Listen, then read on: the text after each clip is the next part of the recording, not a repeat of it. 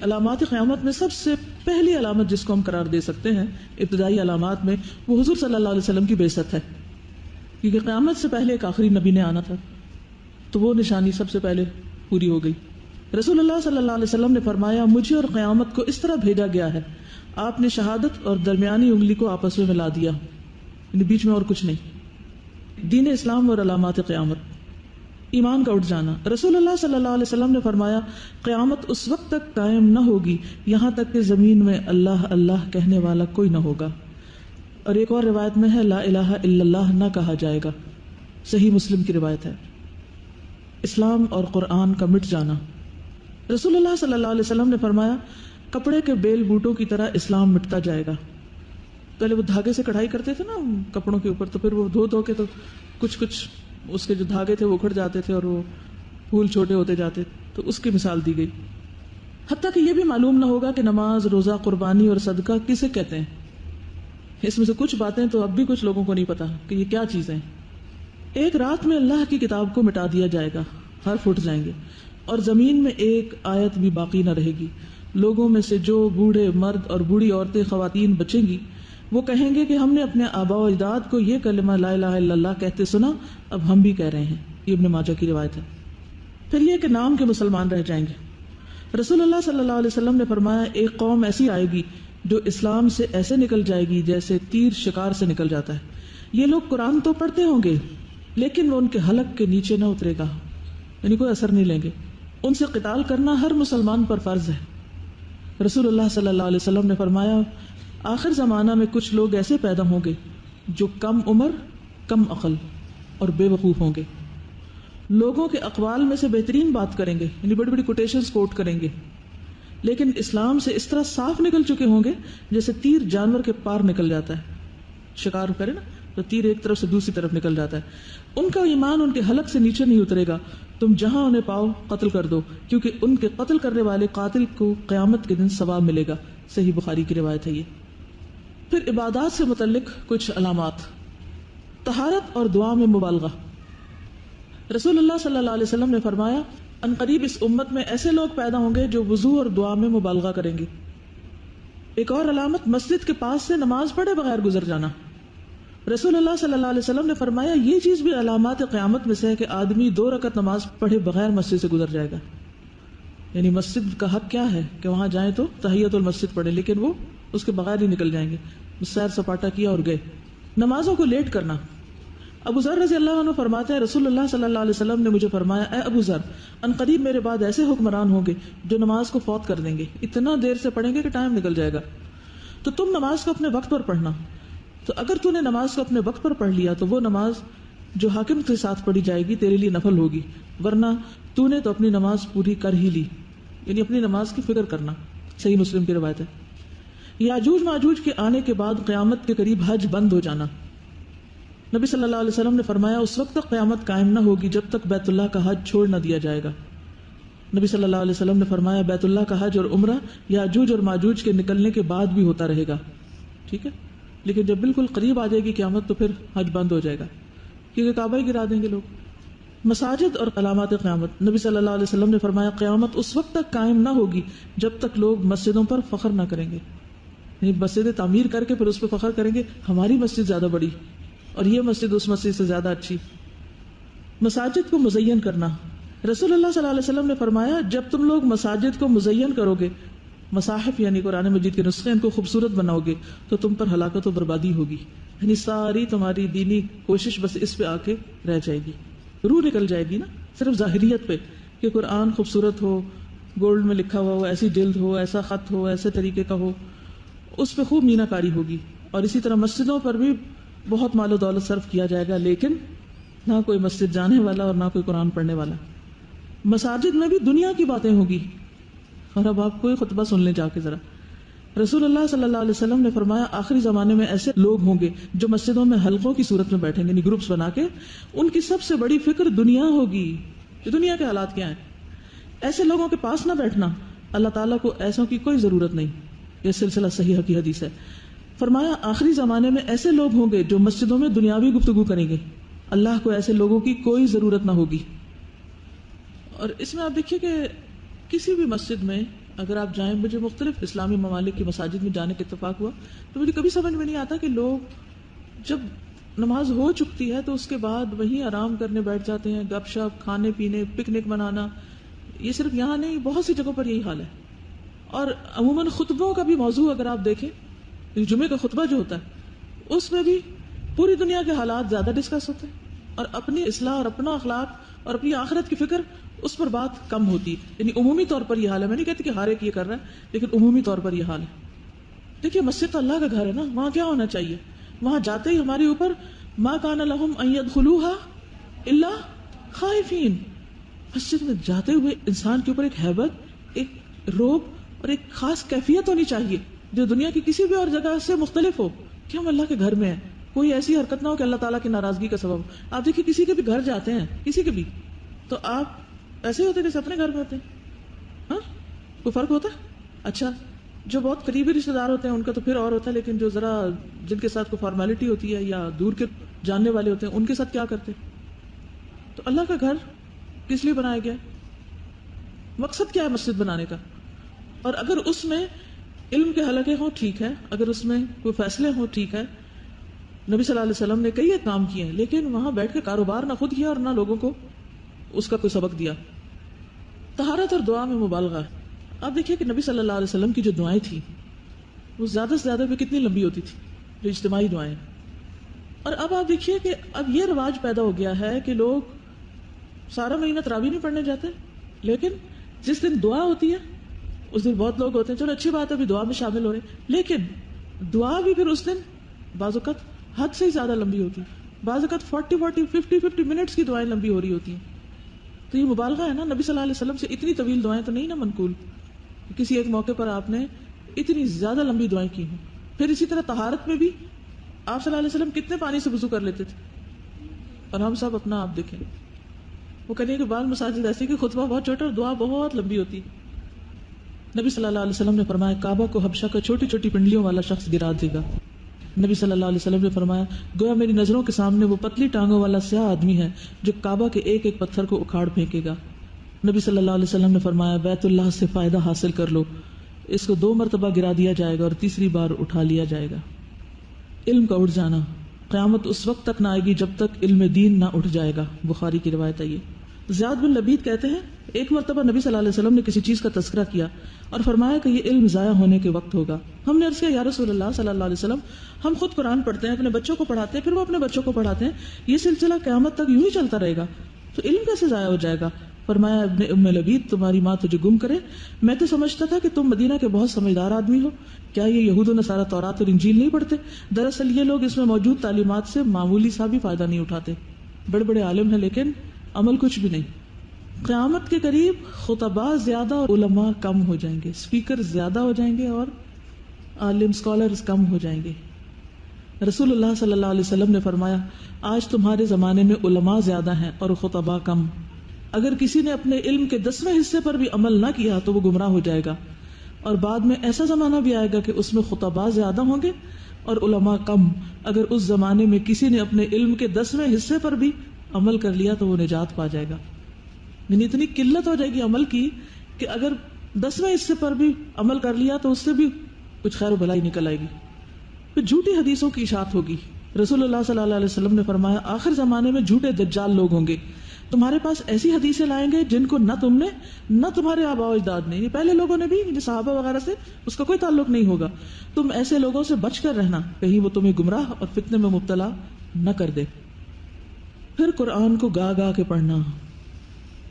رسول اللہ صلی اللہ علیہ وسلم نے فرمایا 6 چیزوں سے پہلے عمل کر لو: بے وقوفوں کی حکومت، پولیس والوں کی کثرت، قطع رحمی، فیصلوں کی خرید و فروخت یعنی ججز کو رشوت دے کے جو مرضی فیصلہ کرا لو، قتل کو معمولی سمجھنا، اور نوجوان لڑکے آئیں گے جو قرآن کو گا گا کے پڑھیں گے. وہ ایسے آدمی کو امام بنائیں گے جو نہ فقیہ ہوگا نہ عالم. وجہ صرف یہ ہوگی کہ وہ انہیں گا گا کر قرآن سنائے گا، یعنی راگ لگائیں گے قرآن پڑھنے میں. اور پھر لوگ ظاہر ہے کہ گانا پسند کرتے ہیں اور گانا سننا بھی پسند کرتے ہیں، تو اگر دین کے نام پر انہیں کوئی ایسا مل جائے تو وہ اور زیادہ ان کے نفس کو مزہ دے گا. یعنی دین کا جو مزاج ہے یا روح ہے یا ٹرینڈ ہے وہی تبدیل ہو جائے گا. دیکھیے خوشحالانی سے پڑھنا تو اپنی جگہ ہے، لیکن گا کے راگ لگا کے، اب میں نقل نہیں اتار سکتی ورنہ میں آپ کو بتاتی کہ گا کے پڑھنے کا مطلب کیا ہے، دل نہیں مانتا کہ میں نقل اتاروں نا، کیونکہ وہ ایک مرتبہ آپ صلی اللہ علیہ وسلم فرمایا تھا کہ مجھے اگر اتنا اور اتنا بھی دے دیا جائے تو میں کسی کی نقل نہ اتاروں. جیسے راگ نہیں لگاتے، جیسے گانوں کے یا نظموں کے یا نغموں کے، اس طریقے پر جھوم جھوم کے پڑھنا، اور جہاں لمبا نہیں کرنا وہاں لمبا کرنا، اور یعنی کہ اس میں قاعدے قوانین کی کوئی رعایت نہیں ہوتی، اس میں صرف گائکی کے اوپر نظر ہوتی ہے. ٹھیک. اور پھر جب وہ اردو پڑھتے ہیں تو اس کو بھی گا کے پڑھتے ہیں، یعنی صرف قرآن نہیں، اس کا ترجمہ بھی گا کے پڑھا جاتا ہے. ایسے انسٹیٹیوٹ ابھی بھی ہیں جہاں پہ جیسے موسیقی سکھائی جاتی ہے تو اس سے پہلے وہ جو بولتے ہیں، جو چیزیں بولتے ہیں، الفاظ کو اٹھانے کے لیے راگ بولتے ہیں، تو قرآن پاک کے لیے بھی پہلے ٹیون بنائی جاتی ہے باقاعدہ، صرف گنگنا کے، پھر جب وہ ٹیون ہو جاتی ہے اس کے بعد پھر اس کو سناتے ہیں. تو ہم نے قاری صاحب لگائے تھے پڑھنے کے لیے، تو انہوں نے ہمیں وہ سنوائی تھیں چیزیں کچھ اس میں کیسٹس میں نا، مصر سے وہ زیادہ تر چیزیں آئی ہوئی تھیں اور اس طرح کے ممالک سے، تو وہ زیادہ آواز پہ، ٹیون پہ، اور باقاعدہ وہ کہتے ہیں کہ وہ جو سکھاتے ہیں وہ ایک رات پہلے اس ٹیون کو بناتے ہیں، جب ٹیون امپرووڈ ہو جاتی ہے پھر بعد میں اس کو تلاوت کو اس میں ڈھالتے ہیں. تو اب آپ دیکھیں نا کہ ٹیون بنا کے اس پر قرآن کو فٹ کرنا، تو یہ پھر گانا ہی ہو گیا نا. چلیے آگے چلتے ہیں. رسول اللہ صلی اللہ علیہ وسلم نے فرمایا ایسے لوگ بھی پیدا ہوں گے جو قرآن تو پڑھیں گے لیکن وہ ان کی ہنسلی کی ہڈی یعنی حلق سے نیچے نہ اترے گا، یعنی اسے متاثر نہیں ہوں گے. جب ان کی ایک لہر اٹھے گی، یعنی ایسے لوگوں کا ایک گروپ اٹھے گا، نمودار ہوگا، تو اسے روک دیا جائے گا. یہ سلسلہ جاری رہے گا حتیٰ کہ ان لوگوں کے بڑے لشکروں میں دجال ظاہر ہوگا. پھر فرمایا ایک اور حدیث ہے، عنقریب ایسے لوگ آئیں گے کہ وہ قرآن مجید کی خوش اسلوبی سے ادائیگی کو اتنی اہمیت دیں گے جتنی کہ تیر کے سیدھا کرنے کو دی جاتی ہے، لیکن اس کا بدلہ دنیا میں وصول کریں گے اور اس کے اجر و ثواب کو آخرت تک مؤخر نہیں کریں گے. قرآن پڑھا کر اپنی پیروی چاہنا، یعنی قرآن پڑھانے والا کیا چاہے گا کہ لوگ اس کو فالو کریں. معاذ بن جبل رضی اللہ عنہ نے ایک دن فرمایا تمہارے بعد بڑے فتنے ہوں گے، مال بہت بڑھ جائے گا، قرآن کھول دیا جائے گا، حتیٰ کہ مومن، منافق، مرد، عورتیں، چھوٹا بڑا، غلام، آزاد، سب اسے حاصل کریں گے. اور ایسا ہوگا کہ کہنے والا کہے گا لوگوں کو کیا ہوا کہ میری پیروی نہیں کرتے حالانکہ میں نے قرآن پڑھا ہے. وہ کہے گا یہ لوگ اس وقت تک میری پیروی نہیں کریں گے حتیٰ کہ میں ان کے لیے اس کے علاوہ کوئی نئی اختراع کروں. چنانچہ تم اپنے آپ کو اس کی بدعت سے بچائے رکھنا، اس کی بدعت دلالت اور گمراہی ہوگی. ایک اور حدیث میں آتا ہے رسول اللہ صلی اللہ علیہ وسلم نے فرمایا قیامت کے قریب ہونے کی علامت یہ ہے کہ برے لوگوں کو مرتبوں میں بلند کر دیا جائے گا اور نیک لوگوں کو گرا دیا جائے گا. باتیں زیادہ ہوں گی، عمل محدود ہو جائے گا، اور لوگوں کو مثنات قرآن پڑھائے گا اور ان میں سے کوئی ایسا نہیں ہوگا جو اس کا رد کرے. کہا گیا کہ مثنات سے کیا مراد ہے؟ فرمایا جس نے اللہ کی کتاب کے علاوہ سب کچھ لکھا پڑا ہوگا. یعنی ایسے لوگ قرآن پڑھانے لگیں گے کہ جن کا فیلڈ سبجیکٹ کچھ اور ہوگا، ایکسپرٹیز اور مہارت کسی اور چیز میں ہوگی، اور وہ قرآن پڑھانا شروع کر دیں گے. دیکھیے وہ تو حدیث ہے کہ اگر ایک آیت پتہ چلے تو اس کو آگے بتاؤ، اس میں تو کوئی حرج نہیں ہے. لیکن یہاں جو اس سے مفہوم مراد دیا جا رہا ہے، اب آپ دیکھیے آپ میں سے جن لوگوں نے بخاری پڑھی ہے، زمام بن ثعلبہ کے بارے میں پتہ ہے کسی کو؟ کہاں کے تھے؟ کس قبیلے کے تھے؟ کہاں سے آئے تھے؟ دو چھوٹے ذوالقعیستین، موجودہ طائف کا علاقہ معلوم ہے آپ کو؟ طائف اور ہدا جس کو کہتے ہیں آج کل، اس جگہ سے تھے، مدینہ سے کئی 100 کلومیٹر دور. ہوا یہ کہ وہاں پر کسی نے نبی صلی اللہ علیہ وسلم کے بارے میں تبلیغ کی اور سب نے انکار کر دیا، کوئی نہ مانا. تو ان میں سے ایک یہ جو تھے، انہوں نے ایک اونٹ لیا اور سیدھے گئے مدینہ، اور یہ بدو تھے، یعنی کہ باہر کے علاقے، شہر کے رہنے والے نہیں تھے. تو وہاں جا کر لوگوں سے پوچھتے ہیں کہ یہاں کسی نے دعویٰ کیا ہے کہ وہ رسول ہے، وہ کدھر ہے، اپنی انداز میں. خیر پوچھتے کچھ آتے مسجد نبی تک جاتے ہیں، پھر جب جاتے ہیں تو پھر وہ پوچھتے ہیں، پھر نبی صلی اللہ علیہ وسلم کو جو پتہ چلتا ہے تو پہلے ہی کہتے ہیں کہ میں آپ سے کچھ سوال کروں گا اور میں اس میں شدت برتوں گا، یعنی کہ میں لو سمحتا اور لطفاً اور اس طرح کے الفاظ نہیں جیسے عام طور پہ مینرز ہوتے ہیں شہر والوں کے، میں سختی سے بات کروں گا، پہلے بتا دی. پھر انہوں نے کہا کہ کیا آپ کہتے ہیں کہ میں اللہ کا نبی ہوں؟ تو آپ نے فرمایا ہاں. تو انہوں نے کہا کہ اللہ ہمارا کبھی حاصا. پھر 2-3 اور چیزیں پوچھی تو آپ نے فرمایا، تو انہوں نے کہا کہ میں نہ اس سے زیادہ کروں گا نہ کم کروں گا، اور میں جا کر اپنی قوم کو بتاؤں گا. وہ واپس آئے اور اس کے بعد وہاں ٹھہرے ہی نہیں. ذرا دیکھیے، اندازہ کیجیے کہ وہ کتنے سیدھے لوگ تھے نا، گئے ہیں سیدھے، مسجد پہنچے ہیں، نبی صلی اللہ علیہ وسلم سے باتیں کی ہیں، 4-5 سوال کیے ہیں، دل کی تسلی، ایمان لائے کہ آپ یہ کہتے ہیں تو میں آپ کو سچا مانتا ہوں. واپس جاتے ہیں کئی 100 کلومیٹر دور، اونٹ پر بیٹھ کے پہنچتے ہیں اور اپنی قوم کو جا کے سمجھاتے ہیں، اور شام سے پہلے پوری قوم مسلمان ہو جاتی. ایک بندہ نہیں رہا کہ جو مسلمان نہ ہو. کہ میری قوم تم اسلام قبول کر لو. نہ کوئی انہوں نے ورک شاپس اٹینڈ کی ہیں، اور نہ کوئی سیمینارز، اور نہ کوئی ریسرچ پیپرز، اور نہ ہی کوئی لمبی چوڑی باتیں. کیا تھا ان میں؟ اخلاص، سچائی، ایمان. اور اس سچائی کا پتہ کیسے چلتا ہے کہ جا کے مدینہ میں یہ بھی نہیں پوچھا کہ اچھا یہاں کھجوریں بکتی ہیں تو تھوڑی سی وہ لے جائیں. کچھ نہیں، صرف گئے اور آئے بس. کیا آپ صلی اللہ علیہ وسلم نے ان کو روکا؟ انہوں نے کہا کہ میں جا کے اپنی قوم کو بتاؤں. یہ مطلب نہیں ہے. انہوں نے جا کے جتنی بات پتا تھی نا وہ بتا دی. وہ قرآن پڑھانے نہیں بیٹھے تھے، ٹھیک ہے، قرآن کی مجلس نہیں انہوں نے لگائی تھی، وہ مفسر نہیں بن گئے تھے، انہوں نے یہ پڑھانا نہیں شروع کر دیا تھا. ٹھیک، اس طرح کی تبلیغ یہاں نہیں مراد اس حدیث میں. کیا بات واضح ہوئی؟ ایک آیت پتا ہے اس کو شیئر کر لو، ایک حدیث پتا ہے اس کو بتا دو. اس میں کوئی ممانعت نہیں، نہ اس کو کہیں کنڈیم کیا جا رہا ہے. یہاں جس کی طرف اشارہ ہے وہ یہ ہے کہ لوگ ساری زندگی ایک خاص محکمے میں کام کرتے ہیں، مثلا پولیس میں کام کرتے ہیں، جب ریٹائر ہوتے ہیں تو تفسیر لکھنے بیٹھ جاتے ہیں.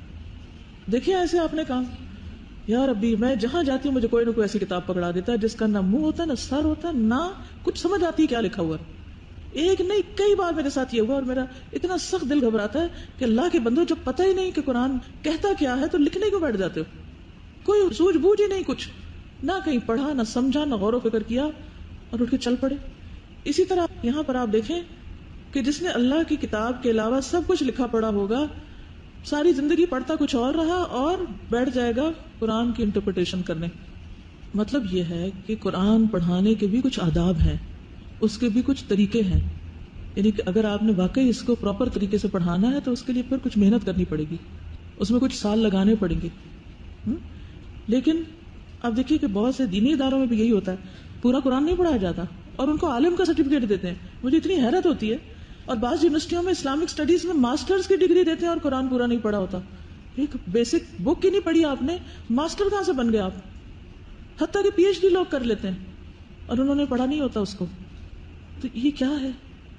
اور روب جماعتیں 8 سال کا کورس کیا اور پورے قرآن کا ترجمہ تفسیر نہیں پڑھی، اور پھر جنہوں نے یہ سب کچھ کیا تو ان کو تو عالم نہیں مانا جاتا، اور طرح طرح کی بحث مباحثے کرنے والے علماء قرار پاتے ہیں. تو مشکل یہ ہے کہ ہمیں بات کی روح کو سمجھنا ہے کہ نبی صلی اللہ علیہ وسلم نے کس چیز کی طرف اشارہ کیا ہے. اور اگر ہم واقعی سنجیدگی سے چاہتے ہیں نا کہ قرآن کی خدمت کریں تو پھر اس کے لیے جان مارنی پڑے گی، خون جلانا پڑے گا اور اس میں گہرائی میں جانا پڑے گا. اچھا، علامہ البانی نے اس بارے میں کیا کہا ہے؟ کہتے ہیں یہ حدیث نبی صلی اللہ علیہ وسلم کی نبوت کی علامتوں میں سے ہے اور صداقت کی نشانیوں میں سے بھی ہے، اور اس میں مذکورہ تمام امور وقوع پذیر ہو چکے ہیں، بالخصوص مثنات والا معاملہ. اور یہ وہ لوگ ہیں جنہوں نے اللہ کی کتاب کے علاوہ سب کچھ پڑھا ہوگا. کیا کہا جا رہا ہے؟ اللہ کی کتاب کے علاوہ. اور احادیث نبویہ اور آثار سے بھی یہ ثابت ہے.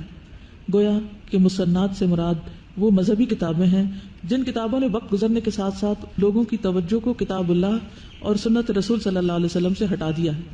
جیسا کہ بڑے افسوس کے ساتھ آج کل دکھا جا رہا ہے، وہ تمام لوگ جو کسی خاص مذہب کو اختیار کرتے ہیں قرآن سے دور ہوتے جا رہے ہیں، اور ان میں بہت سارے پی ایچ ڈیز بھی ہیں اور بہت سے کالجوں کے فارغ التحصیل ہیں. یہ سب کسی مذہب کو اختیار کرنے کو ہی دین بناتے ہیں اور ان مذہبوں کو لوگوں پر لازم قرار دیتے ہیں، حتیٰ کہ علماء پر بھی. ان میں سے ایک ابو الحسن الکرخی، جس نے وہ مشہور قاعدہ بیان کیا کہ ہر وہ آیت جو ہمارے اصحاب کے مذہب کے خلاف ہو اس کی تعویل کی جائے گی یا اس کو منسوخ قرار دے دیا جائے گا، اور ہر وہ حدیث جو ہمارے مذہب کے مخالف ہوگی اس کی تعویل کی جائے گی یا اس کو منسوخ قرار دے دیا جائے گا. یہ قول ہے اس کا. انہوں نے اپنے مذہب کو اصل قرار دے دیا اور قرآن کو اس کا تابع قرار دے دیا. یہ ہے مصنات بلا شک و شبہ. اسی وجہ سے امام احمد اخلاص کے ساتھ کتاب اللہ کی پیروی کرنے پر حریص تھے، لہٰذا وہ ان کتابوں کو ناپسند کرتے جو فروعی مسائل میں رائے پر مشتمل ہوتی، یعنی بہت زیادہ آراء، اوپینین، لوگوں کی باتیں ادھر کی ادھر کی، اور اصل جو مین ٹیکسٹ ہے اس کو جو لوگ ایک طرف رکھ دیتے ہیں. اب آپ دیکھیے کہ دنیا بھر کی کتابیں آپ پڑھ لیں، لیکن ایک آیت کو اگر آپ سمپلسٹ وے میں بھی پڑھیں تو آپ کو ایک دم سمجھ آتا ہے کہ اللہ تعالیٰ کیا چاہتے ہیں آپ سے. یعنی ایسا نہیں کہ قرآن کوئی ایک مبہم سی چیز ہے جو لوگوں کی سمجھ میں ہی نہ آئے. اللہ نے اس کو آسان بنایا ہے، لیکن اس میں منمانی تعویلیں وہ لوگ کرتے ہیں جو اپنی خواہشات کے تابع اس کو کرنا چاہتے ہیں. خود قرآن کے تابع نہیں ہونا چاہتا جو، وہی یہ کام کرے گا. یہ بات یاد رہے گی. اس سے مراد کون لوگ ہیں؟ جو خود قرآن کے تابع نہیں ہونا چاہتے بلکہ اپنے خیالات کے تابع قرآن کو کرنا چاہتے ہیں. تو جو چیز انہیں اپنے مرضی کے مطابق ملتی ہے وہ تو لے لیتے ہیں، اور جو نہیں ملتی وہ نہیں لیتے. اسی لیے پھر پورا قرآن بھی نہیں پڑھتے، کیونکہ بہت سی چیزیں انہیں کے خلاف حجت بنے گی. ایک اور روایت میں آپ دیکھیے ڈر لگتا ہے. رسول اللہ صلی اللہ علیہ وسلم نے فرمایا ان قریب میری امت میں اختلاف اور گروہ بندی ہوگی. ایک جماعت ہوگی جو گفتگو تو بہت اچھی کرے گی